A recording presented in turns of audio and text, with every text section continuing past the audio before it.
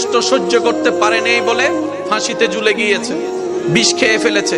অপমান সহ্য করতে পারে নাই বলে সে সুইসাইড করেছে। পরীক্ষায় ফেল করেছে বলে সুইসাইড করেছে। কোন প্রিয় মানুষের থেকে আঘাত পাওয়ার কারণে সহ্য করতে না পেরে সুইসাইড করেছে। কথা বলেন ঠিক কিনা? আরেকটু জোরে বলেন ঠিক কিনা? এবার আমি আপনাদেরকে বলি, আঘাতটা কোথায় লাগে? কানে, পেটে, হাঁটুতে নাকি? জোরে বলেন না রে ভাই, আমি সবার মুখে শুনতে চাই।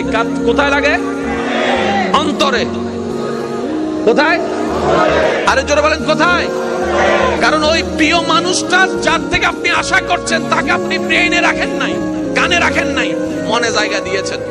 ওই মানুষটা কষ্ট দেওয়ার কারণে আপনার মনে আঘাত লেগেছে, আপনার মন ভেঙেছে, আপনি ডিপ্রেশনে চলে গেছেন, কষ্টে চলে গেছেন, আপনি আস্তে আস্তে সুইসাইডের দিকে চলে গিয়েছেন। রব বলে যে এইবার বুঝতে পেরেছো কেন আমি তোমাদেরকে বলেছিলাম মনটা আমার নামে দিয়ে দাও? আরেকটু জোরে বলেন। এবার বলেন, আমাদের ভিতরে পরিচিত অপরিচিতের ভিতরে সুইসাইড করেছে এমন মানুষ আছে না নাই? নেশাখোর আছে না নাই? আরেকটু জোরে বলেন না। গাজাডি আছে না নাই? 2 নাম্বারই